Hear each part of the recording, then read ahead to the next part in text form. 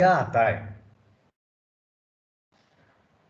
और हम उस बिजनेस आइडिया को हकीकत बनाना चाहते हैं,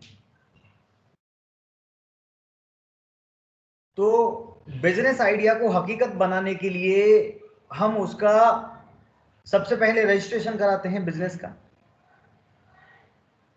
बिजनेस को कितने रूपों में आप रजिस्टर करा सकते हैं, सबसे पहले ये बात देखिए, आप इस चीज को समझिए।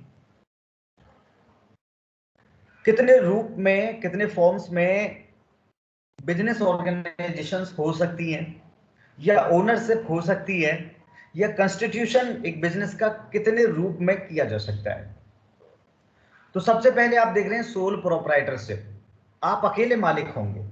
अगर आपका बिजनेस आइडिया इतना छोटा है कि आपको लग रहा है कि आप अपने से ही पैसे जुटा सकते हैं, आपके पास अकेले के पास उतने रिसोर्सेज, स्किल्स हैं कि आप अकेले उसको स्टार्ट कर सकते हैं, अकेले उसको रन, मैनेज और कंट्रोल कर सकते हैं, तो आप सोल प्रोप्राइटरशिप में इस बिजनेस आइडिया पे काम कर सकते हैं।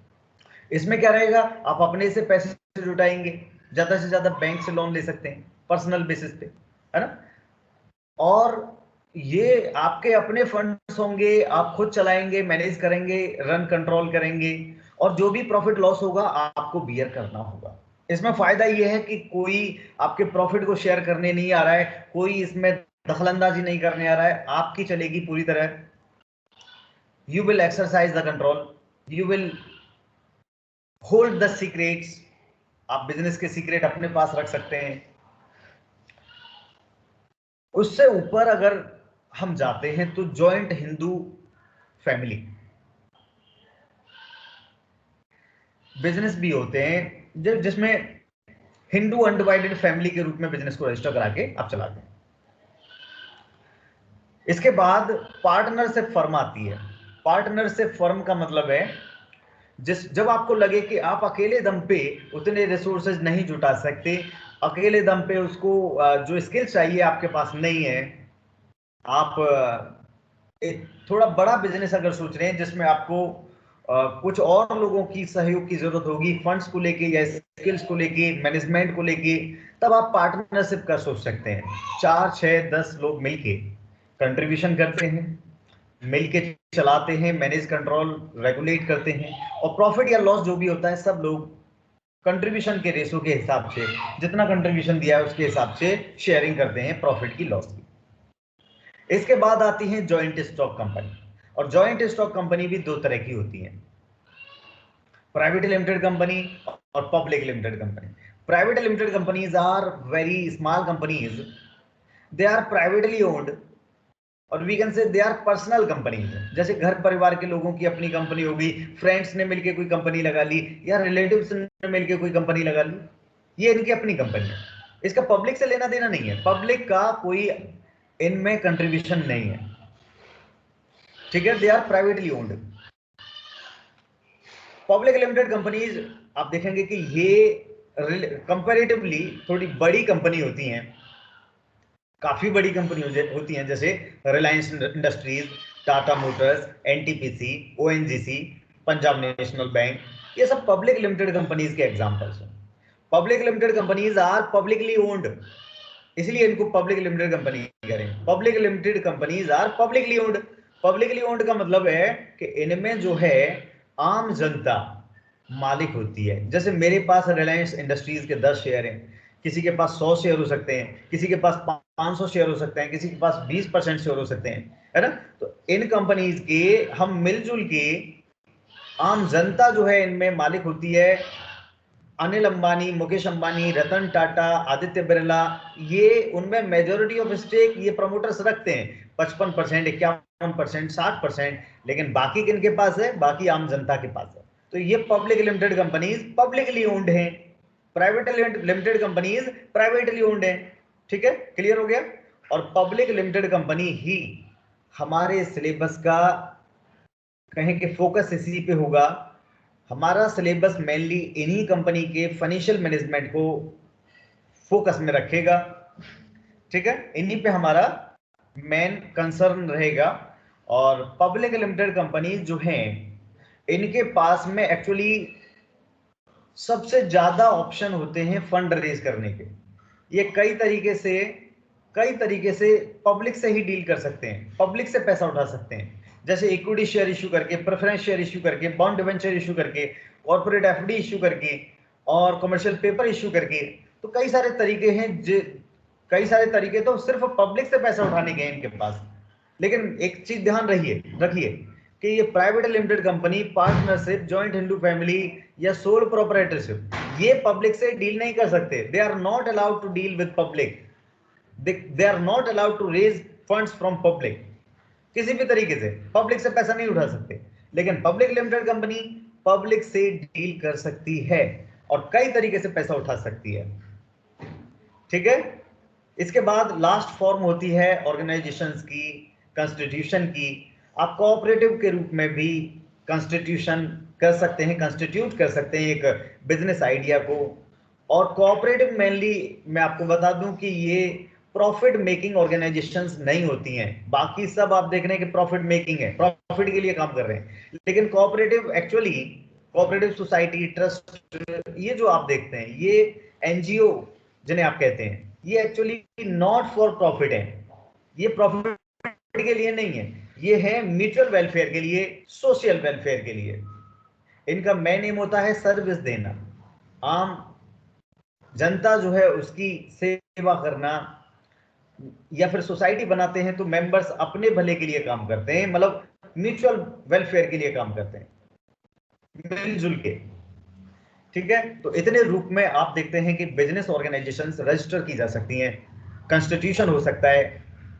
अब हमने ये देखा कि पब्लिक लिमिटेड कंपनी के पास ज्यादातर सोर्सेज अवेलेबल हैं, ये कई सारे तरीके से पैसा उठा सकती है, कई सारे तरीके हैं पब्लिक से डील करने के, कई तरह के लोन अवेल कर सकती है बैंक से, फाइनेंशियल इंस्टीट्यूशन से।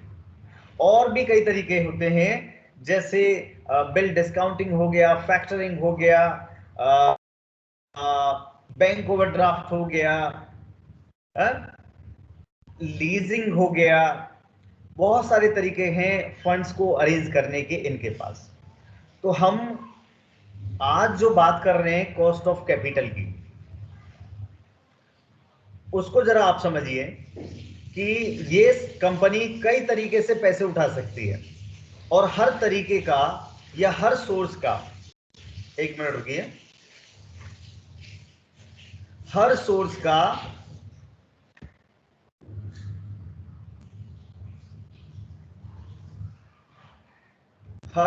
का अपना जो है कॉस्ट होगा। एज यू नो, अगर आप इक्विटी शेयर इश्यू करके पैसा उठाते हैं तो इसकी अपनी कॉस्ट होगी। इक्विटी शेयर के बाद आप प्रेफरेंस शेयर से अगर पैसा उठाते हैं तो इसकी अपनी अलग कॉस्ट हो सकती है। बॉन्ड डिवेंचर इश्यू करते हैं तो इस पे अलग इंटरेस्ट ऑफर कर रहे होंगे आप अगर बैंक लोन वगैरह आप अवेल करते हैं तो उनकी अपनी अलग कॉस्ट होगी। इवन बैंक लोन जो आप लेते हैं वो डिफरेंट पीपल के लिए डिफरेंट रेट रखते हैं, अलग अलग फॉर्म में लोन आप अवेल करते हैं, अलग अलग रेट होते हैं। ठीक है। तो इन सारे सोर्सेज की, एक तो पब्लिक लिमिटेड कंपनी इन सारे सोर्सेज से उठा सकती है पैसा। दूसरा चीज, इन सारे सोर्सेज की अपनी अपनी अलग अलग लागत होगी, है ना। अलग अलग सोर्सेज की अलग अलग कॉस्ट होगी। जैसे अगर आप इक्विटी शेयर इश्यू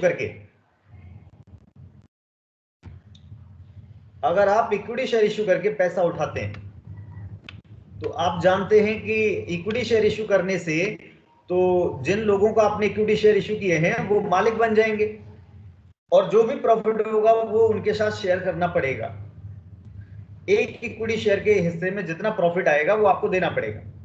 तो इक्विटी शेयर की कॉस्ट अलग होगी। वहीं प्रेफरेंस शेयर की अगर आप देखें, आप प्रेफरेंस शेयर इश्यू करके पैसा उठाए हैं तो उसकी कॉस्ट आपको अलग आएगी। Actually preference share holders are not the owners, they are entitled to get a fixed dividend annually। इनको आप एक फिक्स्ड डिविडेंड देते रहेंगे, 8%, 10%, 12%, जो भी है वो आपको पे करना पड़ेगा। तो प्रेफरेंस शेयर की कॉस्ट अलग होगी, लेकिन ये फिक्स्ड होगी। डेप्ट जो है, चाहे आप बैंक लोन लीजिए, चाहे आप बॉन्ड वेंचर इश्यू करिए, ये सब डेप्ट हैं और इनकी अपनी अपनी कॉस्ट हो सकती है। बैंक लोन की अलग कॉस्ट होगी, बॉन्ड की अलग कॉस्ट होगी, है ना, तो इनकी कॉस्ट भी अलग होगी। रिटेन्ड अर्निंग, अगर कोई बिजनेस अपनी अर्निंग्स को ही रिटेन करके चलता है तो आगे जब भी कोई नया वेंचर उसे लगाना होगा उस रिटेन अर्निंग का ही वो इस्तेमाल कर सकता है। तो बाहर से नहीं उठाया है, कोई बाहर आपको पेमेंट नहीं करना पड़ेगा। रिटेन अर्निंग एक फ्री ऑफ कॉस्ट सोर्स हो सकता है एक फर्म के लिए। जैसे रिलायंस इंडस्ट्रीज ने जियो जो वेंचर शुरू किया तो इसमें उसने अपनी रिटेन अर्निंग्स का बहुत इस्तेमाल किया है, बाहर से पैसा नहीं उठाना पड़ा, अपनी रिटेन अर्निंग्स को ही उसने इन्वेस्ट किया है। ठीक है, तो ये सारे अलग अलग सोर्सेज की अलग अलग कॉस्ट आती है और इन सब का टोटल हम करके एक एवरेज जब निकालते हैं तो उसे कहते हैं कंपोजिट कॉस्ट ऑफ कैपिटल।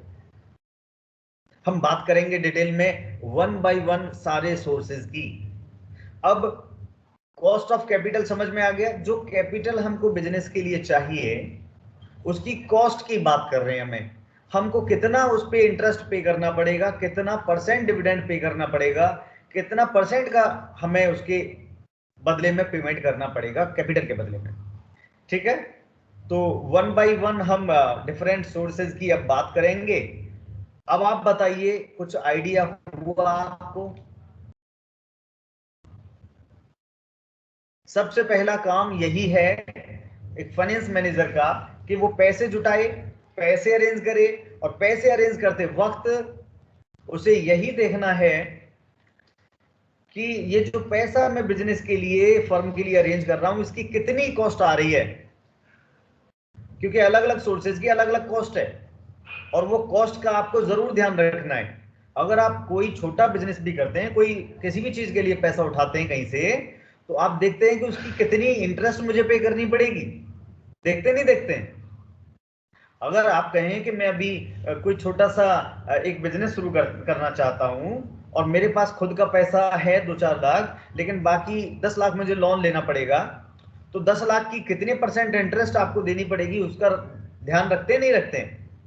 तो कोई भी बिजनेस पैसा उठाएगा, अगर कैपिटल उठाएगा कहीं से, तो उसकी कॉस्ट का भी ध्यान रखेगा। एक फाइनेंस मैनेजर को इस कॉस्ट को ध्यान में रखते हुए ही कहीं से पैसा उठाना है। क्लियर है? तो ये डिसीजन बहुत इंपॉर्टेंट डिसीजन है। सबसे पहला डिसीजन है कैपिटल उठाते वक्त उसकी कैपिटल का कॉस्ट का ध्यान रखना, उसकी कॉस्ट का कैलकुलेशन करना।